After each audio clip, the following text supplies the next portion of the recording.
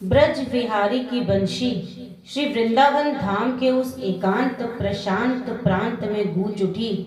उसे सुना केवल उसकी प्रेयसी प्रेमिका गोप रमणियों ने ही। वे आनंद सागर में डूबती उतरती उछलती तैरती सी भाग चली। उन्हें अपना होश न था। आनंद सिंधु की आनंद पूर्ण तरंगे उन्हें बहाए लिए जा रही थी। वे सब एक दूसरी को बिना देखे बिना किसी से कुछ कहे भागी जा रही थी। उनका प्राण जीवन उन्हें बुलाए, नाम ले लेकर पुकारे और वे ना जाएं भला। यह कब संभव है? वे गिरती पड़ती पहुंच ही गई उस रमणीक विजन वन में। बस वहां केवल वही उनका चित्त हर खड़ा मुस्कान मदिरा से सबको मदमस्त कर रहा था। वे सब वहां पहुंची। उन्होंने देखा प्रिय अभी वंशी मुख से लगाए हैं। वे जान गई कि जिसकी प्रतीक्षा है वह उनकी प्राण प्रिया सखी अभी नहीं आई। वे झुंझला उठी। यह भी कोई बात है भला कि इतनी देर तक पुकारने पर भी ना आए? उनके बिना हमारा आनंद पूर्ण नहीं होता। हमें सौंदर्य माधुर्य का रस सागर केवल नील जल से ही नहीं भाता। हम उसमें उछलती पीत तरंग देखकर ही प्रसन्न होती हैं। कन्हैया ने वंशी मुख से उठा ली। अनजान से होकर बोले, क्या बात है? मुंह बनाए क्यों खड़ी हो? कुछ खो गया क्या? या कोई और आपत्ति विपत्ति आ गई? गोपियां मुस्कुरा कर बोली, आपत्ति विपत्ति आई तो है पर हम पर नहीं, तुम्हारे पास ही इकट्ठी हुई हैं। इन आपत्ति विपत्तियों से छूटने का एक ही उपाय है, नील सिंधु में पीत लहरों का तूफान आ जाए तो सभी आपत्ति विपत्तियां बह जाएंगी। हम उस तरंग की प्रतीक्षा में उन्मनसी हैं। ब्रज राजकुमार की मुस्कान और गहरी हो गई। बोले, क्या कहा? वृंदावन में भी समुद्र है? ओह, भूगोल शास्त्र ही बदलना पड़ेगा। मुझे भी तो दिखाओ वह समुद्र। गोप कुमारियां खिलखिलाकर हंस पड़ी। बोली, समुद्र अपने आप को कहाँ देख सकता है? यह तो उस समुद्र में गोते लगाने वाली आपत्ति विपत्ति रूपी चट्टानें ही हैं जो उसे देख सकती हैं, छू सकती हैं और आनंद ले सकती हैं।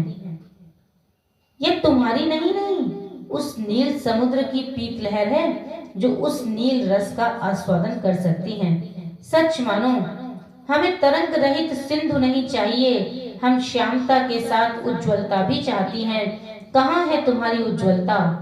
कन्हैया ने एक बार सामने की ओर देखा, फिर और भी मर्म भेदी मुस्कान उनके सुकुमार मुख पर खिल उठी।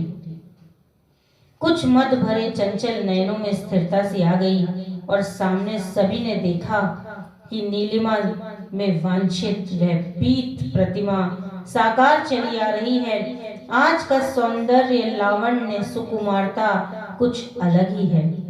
गोपियों के चेहरे खिल उठे। जब वे पास आईं तो सभी एक स्वर में बोल उठी, किशोरी, अरे बड़े नखरे से आई हो, क्या बात है? बता तो सही, नहीं तो हम ही तुझे बता देंगी। राधिका जी ने एक बार मधुमयी चितवन से अपने प्रिय को अवलोका और फिर सखियों से बोली, कैसी बात? वे बोली, आज तेरे इस चित चोर पर बड़ी ही आपत्ति विपत्तियां आ पड़ी। तूने ना जाने आने में इतनी देर क्यों कर दी? अब जरा बता तो सही। और सुन, बचाने की युक्ति हमसे पूछ। श्री राधा प्यारी की सलज मुस्कान सौंदर्य की अनुपम उपमा लिए थी। वह बोली, कैसी आपत्ति विपत्ति पर कैसा उपाय? चल रहने दे अपना सीधापन। गोपियों ने हंसी को रोकते हुए कहा, इतनी सीधी है तू, तभी तो हम युक्ति बताने को तत्पर हुई हैं। और इन्हें तेरे को तो हम बता ही चुकी हैं। समुद्र गर्जन कर चुका, तूफान की देर थी, वह भी निकट पहुंच गया। अब जरा समुद्र में ज्वार भाटा उठे तो सही, हम भी तो देखें। क्योरी, समुद्र तो तूने कई बार देखा, पर पीत तरंग युक्त तूफान कभी न देख पाई होगी। श्री राधा जी एकदम बोल उठी, देखो, क्यों नहीं देखा है? वह देखो, पीत पट लहराता हुआ वैसा ही तो दिखता है। गोपियां खिलखिलाईं, बोली वैसा है पर वह नहीं। हम तो केवल पीत तरंग नहीं, पीत तरंग युक्त तूफान कह रही हैं। पर अरे हम ही भूली, भला वह तूफान तो कहाँ देख पाए। तेरा काम तो आपत्ति विपत्तियों को दूर करना है। तूफान का आनंद या तो उस सिंधु को है जिसने उस तूफान को अपने अंक में भरा है, या उन आपत्ति विपत्तियों को है जो उस तूफान को अवलोकने में अपना सर्वस्व लुटा बैठती है। तू चाहे कितना ही निकाल दे आपत्ति विपत्तियों को, पर ये नील पीत सलिल के चारों ओर मंडराती ही रहती हैं। वरना तूफान अपना बांध तोड़ शायद तट से बह निकले, पर वृंदावन की सीमा के बाहर हम उसे कैसे जाने दें। तभी तो उसे चारों ओर से घेरे रहती हैं। अच्छा चल हमें देखने दे नील सिंधु में समाई पीत तरंग। श्री राधा संकोच में दब सी गई, मुस्कुराई और आह्लाद परिपूर्ण नेत्रों से देखा।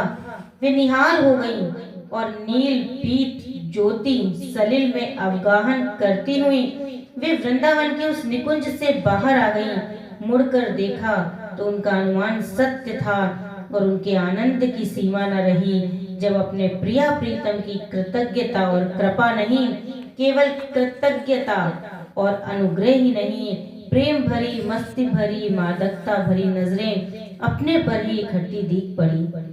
बोलिए रस सागर उसकी तरंग और उसमें डूबने उतरने और बहने और निमंजन करने वाली उसकी आपत्ति विपत्ति रूपी मृदुल कोमल चट्टानों की जय। जय जय श्री हित हरिवंश, जय जय श्री हित हरिवंश।